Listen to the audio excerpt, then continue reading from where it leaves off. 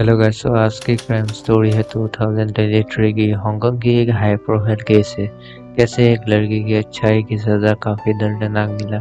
Story है AB चॉय की। AB चॉय की जन्म 1994 में चाइना में हुआ था और एबी की फैमिली की कंस्ट्रक्शन बिजनेस था, जिससे वो काफी वेल्दी भी थी। हालांकि एबी चॉय काफी सुंदर होने की वजह से मॉडलिंग में भी काफी अच्छी थी और सोशल मीडिया में भी काफ़ी पॉपुलर थी, जिससे उसके पास काफ़ी वेल्थ थी। काफ़ी सारे बड़े बड़े मैगज़ीन की कवर पेज में भी वो आई हुई थी। इतना फेम और पैसा मिलने के बाद भी वो काफ़ी अच्छे नेचर वाली थी। बेबी चॉय ने 2016 में क्रिस टेम नाम के लड़के से शादी की थी, जो कि एक हांगकांग के बड़े नूडल्स कंपनी का बेटा था। हालांकि एबी चॉय क्रिस के लीगली मैरिड नहीं थी, लेकिन दोनों साथ ही रह रहे थे और उन दोनों काफ़ी प्यारे बच्चे भी थे। दो अभी चॉय ने अपने जॉब के साथ साथ अपनी माँ की भी रिस्पॉन्सिबिलिटी काफ़ी अच्छे से निभा रही थी। शायद अब तक आप लोगों को एबी चॉय की लाइफ काफ़ी परफेक्ट लग रही होगी, क्योंकि इससे पहले 2012 में एबी चॉय ने एलेक्स क्योंग नाम की एक लड़के से शादी कर चुकी है और उससे उसको 2 बच्चे भी थे। हालांकि एबी चॉय ने अपने बच्चों की कस्टडी खुद में ही रखी थी और सरप्राइजिंगली एबी चॉय ने एलेक्स की फैमिली को भी काफ़ी सपोर्ट करती थी और उनके लिए एक काफ़ी महंगा अपार्टमेंट भी रेंट में लिया हुआ था। और क्वांग की फैमिली और क्रिस की फैमिली भी काफ़ी क्लोज थे और जब भी वेकेशन में जाना होता है तब उनको भी इनवाइट करती थी। एलेक्स की फैमिली को इतना फाइनेंशियली सपोर्ट भी करती थी और एलेक्स का बड़ा भाई जिसका नाम एंटनी था, उसको भी अपना पर्सनल लवर रखा हुआ था। पर 2021 की नवंबर में जो हुआ उससे क्वांग फैमिली और एबी से नफरत करने लग गई थी। दरअसल नवंबर 2021 को एबी ने एलेक्स और उनके पेरेंट्स को रहने वाले फ्लैट को बेचने का डिसाइड किया और जब एबी ने उनसे बात करने की कोशिश की तब उन्होंने साफ मना कर दिया। हालांकि ये फ्लैट क्वांग फैमिली के नाम पर ही एबी चॉय ने खरीदी थी।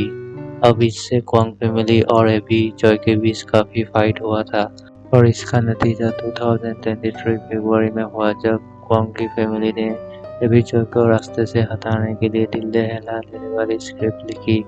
एबी चॉय उस दिन रोज की तरह ही अपने बच्चों को पिक करने के लिए वहां से निकली और नीचे एंटनी गाड़ी लेके एबी चॉय को कॉल करता है और एबी चॉय गाड़ी में बैठकर वहां से चली जाती है। लेकिन एबी चॉय को कुछ आइडिया नहीं था कि आज उसके साथ क्या होने वाला है।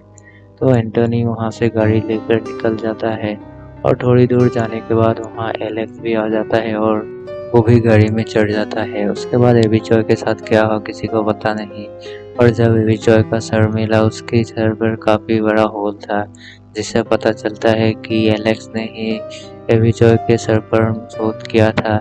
खैर वो दोनों वहां से चलकर एक पुरानी सी अपार्टमेंट में पहुंच जाते हैं, जहां उनका इंतजार उनके पेरेंट्स कर रहे थे। इधर पुलिस को एबी चॉय की मिसिंग होने के बारे में पता चलता है, जिससे पुलिस एबी चॉय को ढूंढने लग जाती है और काफ़ी सारे सीसीटीवी देखने के बाद पुलिस ये पता लगाती है कि एलेक्स की एक पुरानी अपार्टमेंट भी है और पुलिस वहां पहुंच जाती है।